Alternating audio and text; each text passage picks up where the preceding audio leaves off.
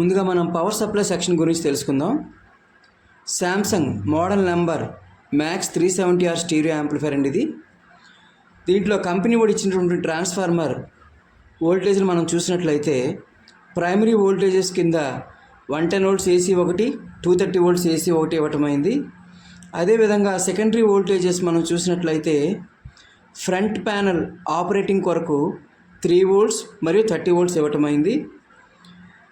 Audio amplifier సెక్షన్కి వచ్చేసరికి audio IC STK 42272 series IC దీని ఫంక్షనింగ్ కొరకు 50 volts ఇవ్వటమైంది. అదేవిధంగా బ్యాలెన్స్ సర్క్యూట్ అనగా 3D సౌండ్ సిస్టమ్ కొరకు, FM కొరకు, ఈక్వలైజర్ కొరకు 18 volts, 12 volts, 24 volts ఇవ్వటం జరిగింది.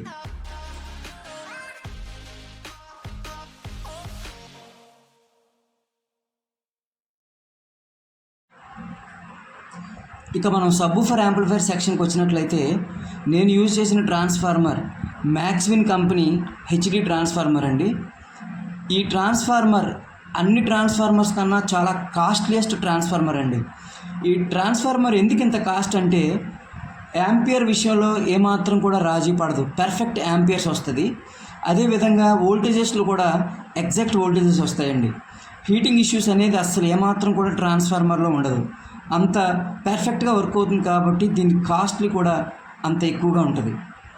ఇక దీని వోల్టేజెస్ మనం చూసినట్లయితే ప్రైమరీ వోల్టేజ్ కింద మనం 230 volts AC ఇన్పుట్ ఇస్తాం. సెకండరీ వోల్టేజ్ కింద 35 volts 10 amps ఒకటి, 24 volts 2 amps ఒకటి, 12 volts 1 amp ఒకటి. దీని వాటేజెస్ మనం క్యాలిక్యులేట్ చేయాలంటే కనుక వోల్టేజెస్ ఇంటూ యాంపియర్స్ అండి. 35 volts మొదటిది మనం అనుకున్నాం కాబట్టి ఇది 350 watts వస్తుంది. సెకండరీ వోల్టేజ్ మనం 24 volts సెకండ్ వోల్టేజ్ ఉంది కాబట్టి అది 48 watts వస్తుంది. ఈ 12 volts కూడా మనకి 12 watts వస్తుందండి. టోటల్గా 410 watts అండి. అటు ఇటుగా 400 watts ట్రాన్స్ఫార్మర్ అండి ఇది.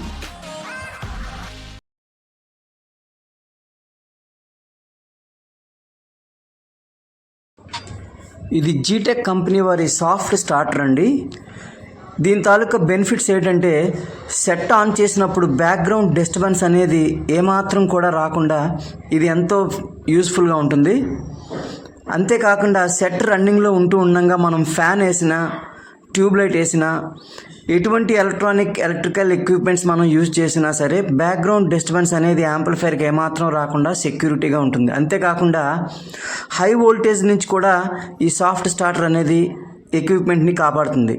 దీంట్లో ఉండేటువంటి రిలే హై వోల్టేజ్ వచ్చినప్పుడు వెంటనే అది వోల్టేజ్ని కట్ ఆఫ్ చేసి సిస్టమ్ అంతా కూడా సెట్ ఆఫ్ అవుతుంది.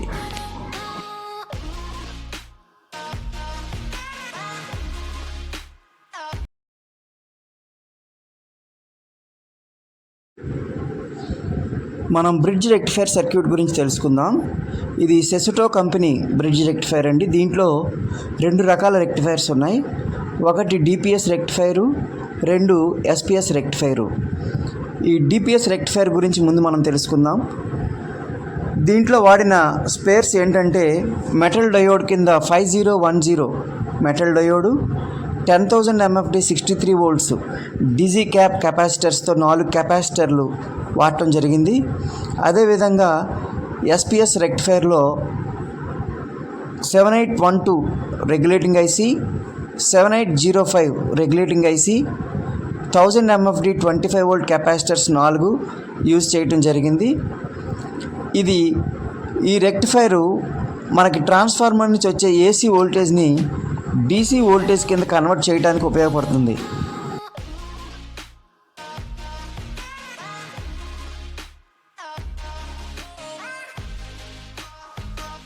ఇప్పుడు మనం సబ్బూఫర్ యాంప్లిఫైర్ బోర్డు గురించి తెలుసుకుందాం. ఇది శ్రీ కృష్ణ ఆడియోస్ వారి సబ్బూఫర్ యాంప్లిఫైర్ బోర్డు అండి. ఈ బోర్డు 350 watts అవుట్పుట్ డెలివరీ చేస్తుందండి ఆడియోని. ఇందులో యూజ్ చేసిన మాస్ఫెట్లు TTC 5200, TTA 1943 మాస్ఫెట్లు అండి. ఇవి అడ్వాన్స్డ్ మాస్ఫెట్లు. ఇంతకుముందు 2SC 5200, 2SA 1943 మాస్ఫెట్లు వచ్చేవి.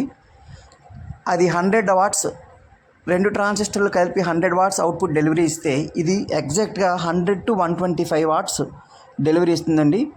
ఈ 6 ట్రాన్సిస్టర్స్ కలిపి మనకి 350 వాట్స్ అవుట్పుట్ డెలివరీ ఇస్తుంది. ఈ బోర్డులో మనకి 3 స్టేజెస్ ఉన్నాయండి. ఒకటేమో ఆడియో యాంప్లిఫైర్ స్టేజ్ ఒకటి, రెండవది షార్ట్ ప్రొటెక్షన్ స్టేజ్ ఒకటి, మూడవది స్పీకర్ ప్రొటెక్షన్ స్టేజ్ ఒకటి.